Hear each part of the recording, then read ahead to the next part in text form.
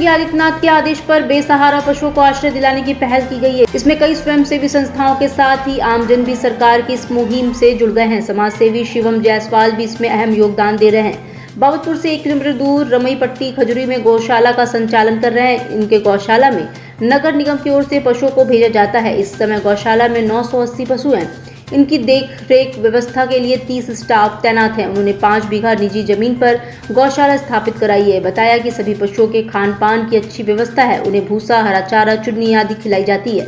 पशुओं को मूवमेंट भी कराया जाता है। नियमित चिकित्सकों की टीम पशुओं के स्वास्थ्य की जांच करती है। निराश्रित पशु जो आते हैं उनकी तो पहले जो नगर निगम से भेजते हैं उनसे हमारा वो कॉन्ट्रैक्ट है, उसके पीछे वो प्रति पशु 50 रुपये प्रति पशु प्रतिदिन के हिसाब से वो देते हैं, जिसमें उनका रख रखाव, भरण पोषण, लेबर, मेंटेनेंस सब उसमें हमें देखना होता है। क्योंकि महंगाई के समय में बहुत ये मूल्य बहुत कम है, जिसको मैंने बढ़ाने के लिए आग्रह किया हुआ है। तो वो टेंडर के माध्यम से बोल रहे हैं बढ़ेगा, और अगर रेट बढ़ जाएगा तो इनकी और अच्छे से और व्यवस्था उनको दे सकेंगे। क्योंकि अभी महंगाई के समय जान रहे भूसा का रेट 8 रुपये प्रति पशु प्रति किलो है, चोकर चूनी 28 से 30 रुपये किलो है। तो महंगाई को देखते हुए ये कम है, लेकिन हम अपने से जो हमारी श्रद्धा है वो हम कार्य कर रहे हैं। आपको दिखाएंगे हम कैसे हमारे पास पशुओं को रख के हम उनको मूवमेंट कराते हैं, टहलाते हैं, उनको हरा चारा का व्यवस्था कराते हैं, और चोकर चूनी, नाद में भूसा हर जगह आपको दिखेगा, साफ़ सफाई, पानी की व्यवस्था सब कुछ है उसमें। गौशाले में इसमें वर्तमान में कितनी गायें होंगी और उस गायों को रख रखाव करने के लिए कितने यहाँ पे काम करते हैं? इस समय आपके पास हमारे पास यहाँ पे मौजूदा पशु की संख्या 980 है।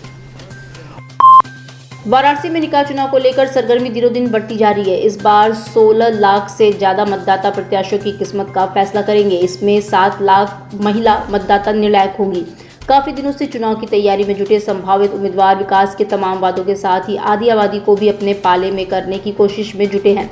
मतदाता सूची पुनरीक्षण में इस बार अच्छी खासी तादाद में नए मतदाताओं के नाम नामावली में शामिल किए गए हैं। ऐसे में कुल मतदाताओं की संख्या 11,11,490 हो गई है। 115 संवेदनशील व 45 अति संवेदनशील बूथ नगर निकाय चुनाव के लिए वाराणसी में कुल 368 मतदान केंद्र और 1325 बूथ बनाए जाएंगे। इसमें 115 बूथ संवेदनशील और 45 अति संवेदनशील चिन्हित किए गए हैं। 17 बूथ अति संवेदनशील प्लस की श्रेणी में शामिल हैं। इन बूथों पर प्रशासन की विशेष नजर रहेगी ताकि चुनाव को शांतिपूर्ण ढंग से संपन्न कराया जाए। निकाय चुनाव की घोषणा के साथ ही चुनाव आचार संहिता लागू हो गई और प्रशासन ने तेवर दिखाने शुरू कर दिए हैं।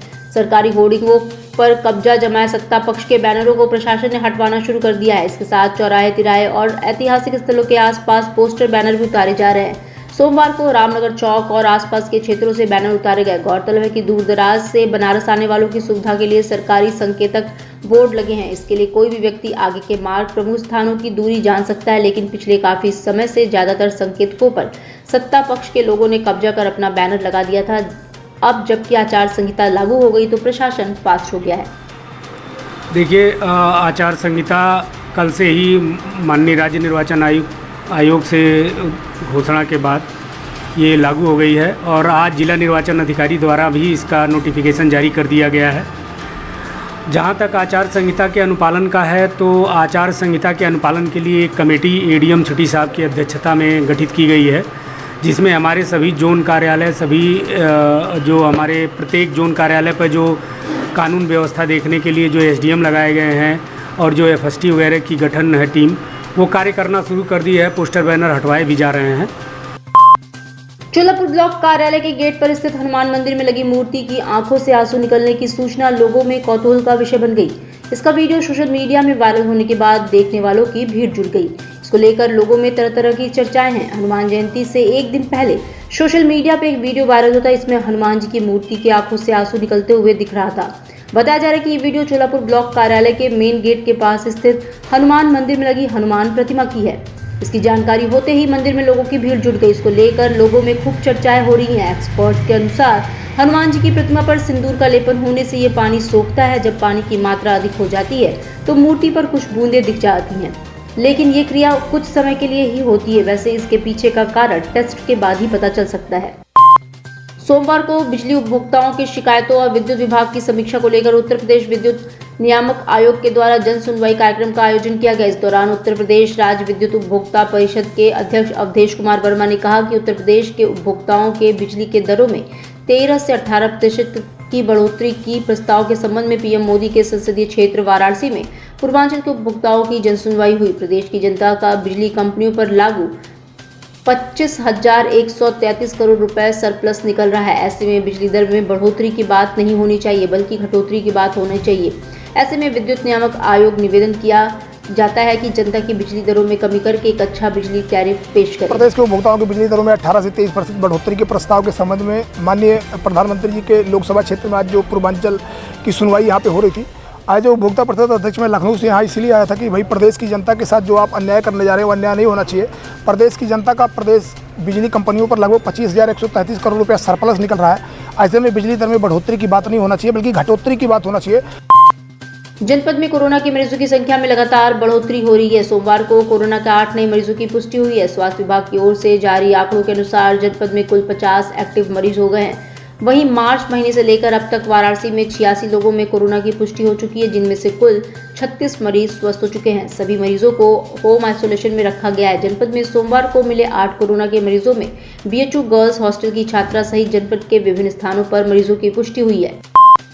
त्रेता युग में श्रवण कुमार की मातृप्रति सेवा की कथा सभी जानते हैं, लेकिन हम आपको कलयुग के श्रवण कुमार की कहानी बताएंगे, जिन्होंने अपनी मां को बजाज चेतक स्कूटर में बैठाकर 62,000 किलोमीटर से अधिक की यात्रा कराई। कर्नाटक के मैसूर जिले के दक्षिणामूर्ति निवासी कृष्ण कुमार अपनी 73 साल की मां चूड़ा रत्ना को विभिन्न तीर्थ स्थलों की यात्रा करा चुके हैं। लगभग 62,000 किलोमीटर की यात्रा पूरी कर काशी पहुंचने पर तुलसी घाट के तुलसी मंदिर अखाड़ा गोस्वामी तुलसीदास में प्रोफेसर विशंबर नाथ मिश्र ने उनका स्वागत किया। श्रवण कुमार ने अपनी मां को भारतवर्ष के मंदिरों में दर्शन पूजन कराने के उद्देश्य से लेकर 2020 में कर्नाटक के मैसूर से सितंबर में यात्रा शुरू की थी। पहले चरण में देश के सभी भागों भूटान, नेपाल, अरुणाचल प्रदेश, म्यांमार आदि प्रदेशों में भ्रमण करने के बाद चित्रकूट होते हुए रविवार को बाबा विश्वनाथ की नगरी काशी पहुंचे। सेवा संकल्प यात्रा है। हम जनवरी 16, 2018 से मैसूर से निकल गया।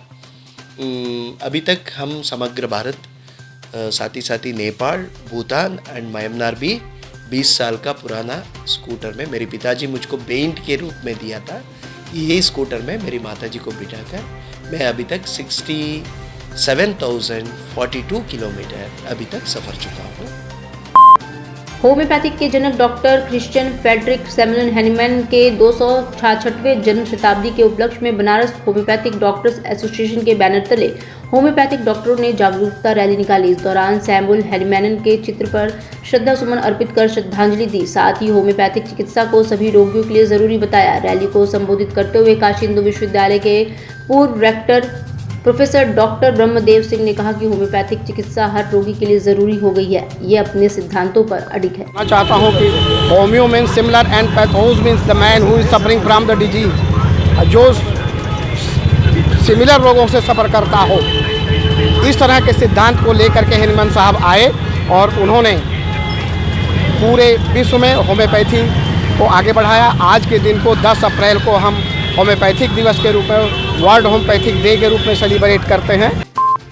सुप्रीम कोर्ट 14 अप्रैल को ज्ञानवापी श्रृंगार गौरी विवाद से संबंधित मामले में मुस्लिम पक्ष की नई याचिका पर सुनवाई को तैयार हो गया है। ये याचिका में मुस्लिम पक्ष ने कहा था कि उन्हें मस्जिद परिसर के अंदर रमजान के दौरान वजू करने की अनुमति दी जाए। ज्ञानवापी मस्जिद परिसर में रमजान के दौरान नमाज अदा करने से पहले वजूखाना को सील किए जाने को लेकर अंजुमन इंतजामिया मसाजिद कमेटी ने गुरुवार को सुप्रीम कोर्ट का रुख किया था। कमेटी की ओर से वरिष्ठ अधिवक्ता हुजैफा अहमदी ने पीठ से मामले की जल्द सुनवाई करने का अनुरोध किया। कहा कि रमजान का महीना चल रहा है, इसके लिए पर्याप्त इंतजाम किए जाने चाहिए। उन्होंने कहा कि वजू के पानी का इस्तेमाल ड्रम से किया जा रहा है और रमजान को देखते हुए नमाजियों की संख्या बढ़ गई है। प्रधान न्यायाधीश ने कहा इस मामले की सुनवाई 14 अप्रैल को न्यायमूर्ति सूर्यकांत की पीठ में होगी।